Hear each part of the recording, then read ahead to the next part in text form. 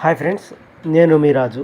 అయితే ఇప్పుడు మనం ఇదంతా చూపెట్టడానికి కారణం ఏంటంటే, ఆది మానవులు అడవులలో ఏ విధంగా నివసించేవారు, అడవి తెగలకు సంబంధించిన వారు అడవిలో ఏ విధంగా జీవనాన్ని కొనసాగిస్తారు, ఒకవేళ ఇదంతా అంతరించిపోతే మనం ఏ విధంగా ఆహారాన్ని సమకూర్చుకోవాలి, ఏ విధంగా మనం ఇక్కడ అడవులలో ఆహారం లేనప్పుడు మానవ మనుగడ ఎలా కొనసాగించాలి అనే ఒక కొద్ది ఆలోచనతో నేనైతే ఈ వీడియోని స్టార్ట్ చేస్తున్నాను. ఫ్రెండ్స్, మీకు వీలైతే నా వీడియోని సబ్స్క్రైబ్ చేసుకోండి, షేర్ చేయండి, లైక్ చేయండి, నాకు సపోర్ట్ చేయండి. ఇక్కడ మనకు కనిపిస్తుందంతా కూడా సగం దాకా వచ్చాము, కానీ పైకి ఇంకా కొండపైకి ఎక్కాలంటే, పైకి ఎందుకు ఎక్కాలంటే మనకు కావాల్సిన ఆహారం పైన సమకూర్చుకోవాలంటే మాత్రం కింద ఎక్కడ కూడా మీరు చూశారు మొత్తం కూడా ఏది కూడా అవైలబుల్ లేదు. ఇక్కడ నీళ్లు దొరికేటట్లు లేవు. కొంచెం అయితే నేను ఎంచుకున్న ప్రదేశమే చాలా కొంచెం రిస్క్గా ఉంది. ఇక్కడ అయితే నాకైతే కొంచెం ఆహార వనరులు కానీ ఇప్పటికీ చాలాసేపు అయింది నేను వచ్చి తిరుగుతూనే ఉన్నా. ఇదంతా కూడా మనం పైకెక్కి ఇంకా చాలా అడవి అయితే మాత్రం చాలా ఇబ్బందిగా ఉంది. ఇదంతా కూడా అసలు ఈ మార్గం గుండా ఇంతకుముందు దీని మీద ఒక పులి ఉండేది, అది ఉండేది, ఇది ఉండేది అనేది ఏమీ లేదు. పులులు ఉన్నాయి లేని కల్పించి నేనైతే చెప్పను. ఇక్కడైతే మాత్రం కంపల్సరీ విషపూరితమైన పాములు, ఇక్కడ ఉన్నటువంటి దోమలు కుడితే డెంగ్యూ, మలేరియా ఇలాంటి వ్యాధి బారిన పడడం ఖాయం. మీకు తెలియదు కాదు, ఇలాంటి చెట్ల మీద ఉండే దోమలు కానీ కీటకాలు కానీ చాలా ప్రమాదకరమైనవి. ఇవన్నీ ఇప్పుడైతే మాత్రం నేను వాటర్ కోసం ఇవన్నీ చాలాసేపు అయింది. కనీసం వాటర్ బాటిల్ లేకుండా ఈ సర్వేబుల్ చేస్తూ ఉన్నాను. అసలు ఎంతవరకు మనుగడ సాధించగలను, నేను ఎంతసేపు నాకు ఆహారం లేకోకుండా నేను ఉండగలుగుతాను, నేను ఎంతవరకు స్టేబుల్గా ఉండగలుగుతాను, ఒక మనిషికి ఎంత అవసరం వాటర్ పడుతుంది. ఇప్పటివరకు అయితే నాకు వాటర్ లేక చాలా పైకి అయితే వచ్చాను. కొన్ని గుంటల ప్రదేశాలు ఉంటాయి కదా, రాళ్ళ కింద కానీ పెద్ద పెద్ద బండల కింద ఉన్న వాటర్ ఉంటాయని ఇదంతా వెతుక్కుంటూ వచ్చాను. కానీ ఇక్కడైతే ఫలితం లేకుండా పోయింది. ఎందుకంటే వాతావరణం అయితే చాలా కూల్గా ఉంది, వర్షం వచ్చేటట్టుగా ఉంది.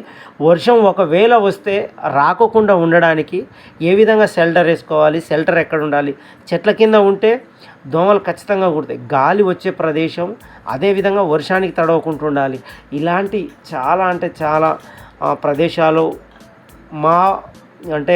మా తాతలు తండ్రుల కాలం నాటి చెప్తుండేవారు. ఎక్కడైతే రాళ్ళు ఎక్కువ కుప్పలుగా ఉంటాయో, గుబురు చెట్లు ఉంటాయో అక్కడ మాత్రం వాటర్ కంపల్సరీగా ఉంటాయని చెప్తే నేనైతే చాలా పైకి వచ్చాను. ఇక్కడ చాలా పైకి వచ్చినా కూడా ఇక్కడ మొత్తం నల్ల బండలు మీరు చూస్తున్నారు కదా, ఈ బండలు ఇదంతా కొండంతా పైకి ఎక్కాను. కానీ ఇక్కడైతే మాత్రం ఎలాంటి వాటర్ లేవు, గుబురు చెట్లు, దీంట్లో అడవి పందులు ఇలాంటివి, కొన్ని గుంట నక్కలు ఇలాంటివన్నీ కూడా శబ్దాలతో ఉన్నాయి. కానీ వాటిని షూట్ చేసే వీడియో తీసే ప్రయత్నంలో అవన్నీ కూడా తప్పించుకోండి. పర్టికులర్గా నా దగ్గర అంత ఎక్విప్మెంట్ ఉండి వాటి భయంతో ఇంకా నేను కూడా కొంచెం వాటికి దూరంగా ఉంటూ, నాకు మనిషికి భయం కదా అడవి జంతువులు అంటే, ఒకవేళ పాములు కానీ ఏవైనా ఉంటాయేమో అన్న చాలా జాగ్రత్తతో చూశాను. ఇక్కడ కూడా వాటర్ వెతికాను, ఫలితం లేకపోలేదు. నా ప్రయత్నం అయితే విఫలమైందని చెప్పాలి. ఎందుకంటే ఇక్కడ ఆహారాన్ని అయితే సమకూర్చుకోగలిగే అవకాశం కొంచెం కూడా లేదు. ఎందుకంటే ఎలాంటి జంతువులను వెంటాడదామన్నా, జంతువులను వేటాడి పట్టుకుందామన్నా కూడా ఇక్కడైతే ఇప్పుడు జంతువులు అవి దొరకకోకుండానే వెళ్తూ ఉన్నాయి. ఇలాంటి పెద్ద పెద్ద బండలు ఇలాంటివన్నీ కూడా ఇక్కడ కొంచెం పైకైతే ఎక్కి ప్రయత్నం చేస్తా. ఇక్కడ ఒకవేళ దొరికితే వాటర్ కనుక పైన చెట్టు పొదలలో ఇలాంటి గుంటలు, వాటి కింద బండల పైన కూడా ఏమైనా వాటర్ ఉన్నాయేమో అని చూడాల్సిందే. ఎందుకంటే మనకు కావాల్సింది ఏంది, మనిషి బ్రతకడానికి ముఖ్యంగా ఆహారం ఉన్నా లేకపోయినా సరే ఖచ్చితంగా నీళ్ళైతే కావాలి.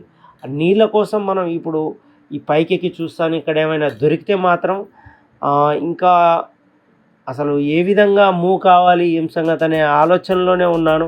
ఇంత తిరిగినా కూడా ఇప్పటివరకు అయితే నేను ఫెయిల్ అవుతానేమో.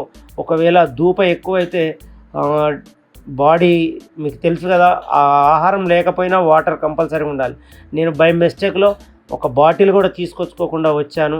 కానీ నాకు దేవుడు సహాయం చేస్తాడనే ఉద్దేశంతో, దేవుడి మీద డిపెండ్ అయ్యి కొంచెం ముందుకు వెళ్తే మాత్రం ఈ సృష్టి మనకు సపోర్ట్ చేస్తుంది. ఏమంటారు, గాలి, నీరు, ఆకాశం ఏవైతే ఉంటాయో అవి మనిషికి మనుగడలో ఒక భాగం. వాటిని డిస్టర్బ్ చేయనంత సేపు అవి మనకు సహకరిస్తూనే ఉంటాయి. వాటిని మనం గనుక వన్స్ డిస్టర్బ్ చేసామా అవి ఇక్కడ కూడా మనకు వాటర్ లేకోకుండా ఇక్కడైతే లేవు.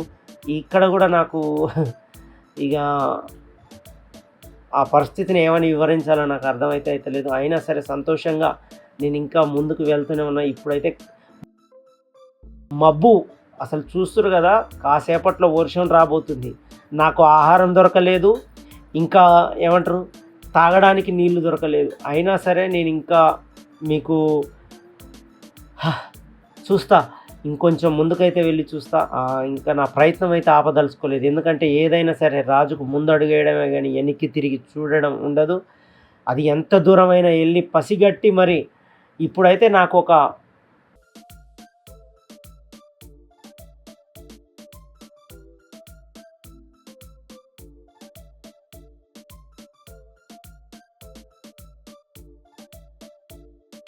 ఆలోచన వచ్చింది. ఏంటంటే ఇవి సీతాఫలం. ఈ యొక్క ఈ యొక్క గుట్ట చుట్టూ ఎక్కడ చూసినా కుప్పలు తెప్పలుగా ఇలాంటి చెట్లు అయితే ఉన్నాయి. పరిక పండ్ల చెట్లు, తర్వాత ఇలాంటివి అయితే చెట్లు ఉన్నాయి. ఈ చెట్ల నుంచి మనం మంచి సీతాఫలాలు మంచి శీతాకాలంలో మంచిగా తినొచ్చు. కానీ ఇప్పుడు అవి పిందెలు ఉన్నాయి. అవి తింటే మనకు వాంతులు అవ్వడం అలాంటి కొన్ని ఇబ్బందులు అవుతాయి. కానీ ఇక్కడ ఒక ట్రిక్ దొరికింది నాకు. ఏంటంటే వీటి పూతని కలెక్ట్ చేసుకొని తింటే మహా ఆరోగ్యం లభిస్తుంది. సి విటమిన్ అలాంటి సంబంధించినటువంటి పూతలు నా కడుపు నింపగలుగుతాయి. అలా వాటిని కూడా నెరి ఎక్కువ తిన్న ప్రమాదం.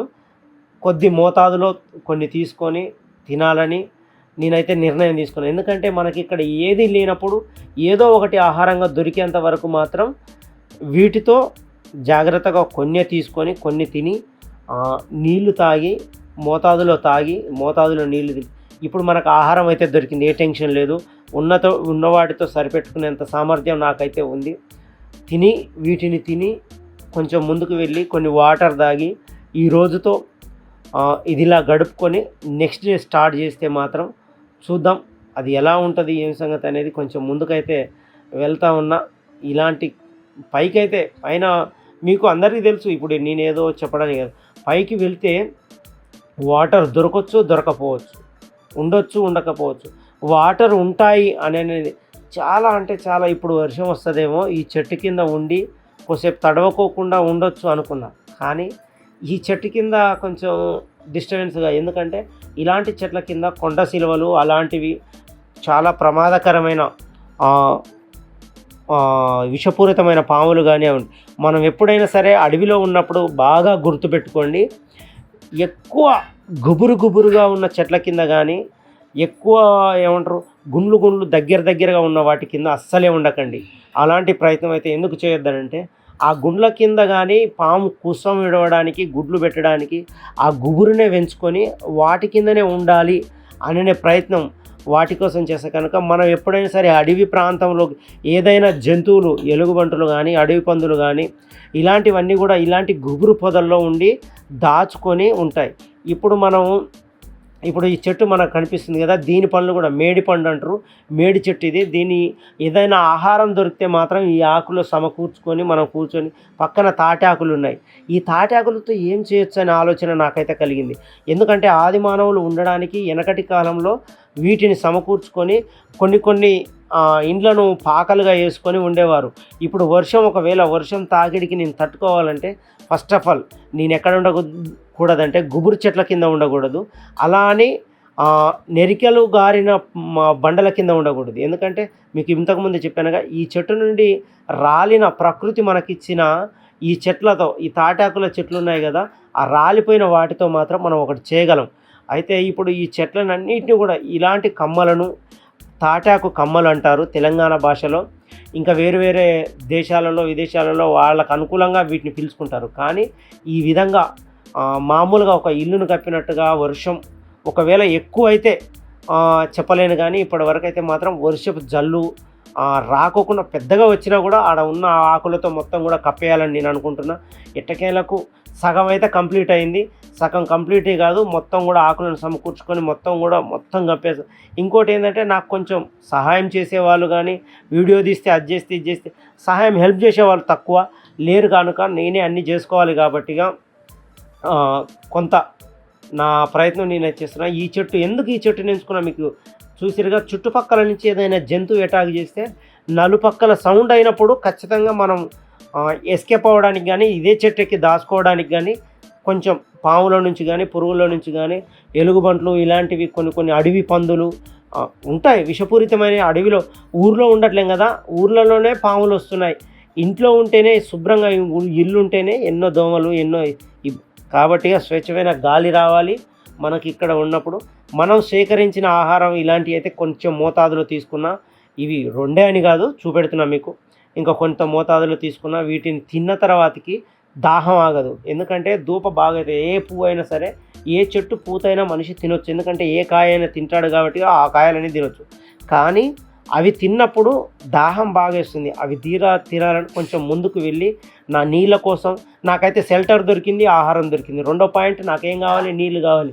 నీళ్ళు, ఆహారం, షెల్టర్ ఉన్నప్పుడు మనం ఎక్కడైనా జీవించవచ్చు. ఒక భయం అనేది లేకపోతే మాత్రం ఖచ్చితంగా మనం ఎక్కడైనా ఉండొచ్చు. నేనకైతే కొంచెం ముందుకు వెళ్ళి నేను నాకైతే వాటర్ చాలా దిగువ ప్రాంతానికి వచ్చినాక చూస్తున్నారు కదా, పైకి వెళ్తూ ఉంటే దిగువ ప్రాంతంలో కొండకు ఇటుపక్కన వచ్చినప్పుడు ఇక్కడ మాత్రం కొండలో నుంచి స్వయంగా నీళ్లు ఊరుతూ అక్కడి నుంచి అయితే ఆ కొండ నెరికల్లో నుంచి ఆ బండ నెరికల్లో నుంచి వస్తున్నాయి. ఇప్పుడు మనకు దొరికిన ఈ ఆహారాన్ని సమకూర్చుకొని దీన్ని తిని ఈ విధంగా నాకైతే ఇలా తినడం చాలా బాగా అనిపించింది. ఎందుకంటే నేచర్ మనకి ఇచ్చింది కాబట్టి ఎక్కువ మోతాదులో తీసుకోవద్దు ఏదైనా సరే. ఇప్పుడైతే నాకు ఇక్కడ వాటర్ కంఫర్టబుల్గా నేను ఇక్కడ ఎన్ని రోజులైనా నెల రోజులు ఉన్నా సరే నాకు సరిపడా వాటర్ దొరికిందని నేను ఆనందపడుతున్నాను. దీంట్లో ఎలాంటి విషపూరితమైన పదార్థాలు ఏం కలిసి ఉండవు. ఎందుకంటే మనకు ఒక ఏరియాలో గుంటలాగా ఉండి స్టోరేజ్ ఉంటే మాత్రం అది విషపూరితంగా అయ్యే అవకాశం ఉంటుంది. కానీ ఇది విషపూరితమైన ప్రదేశం కాదు. ఎందుకంటే చాలా స్వేచ్ఛగా ఇదంతా కూడా ఒక్కాడ మనకు కలిగి ఉంది కాబట్టిగా ఇక్కడ ఆ నెరికల నుంచి వచ్చే నీళ్లు చాలా స్వచ్ఛంగా ఉంటాయి కాబట్టి బండ నెరికల్లో నుండి వస్తున్నాయి కాబట్టి చాలా స్వీట్గా ఉంటాయి ఈ నీళ్ళు. ఇవి ఒకసారి మీరు అసలు ముఖం కడుక్కుంటే చాలా చల్లగా అసలు చాలా హ్యాపీగా ఉంది. ఫ్రెండ్స్, మీకు వీలైతే నా వీడియోని సబ్స్క్రైబ్ చేయండి, లైక్ చేయండి, షేర్ చేయండి.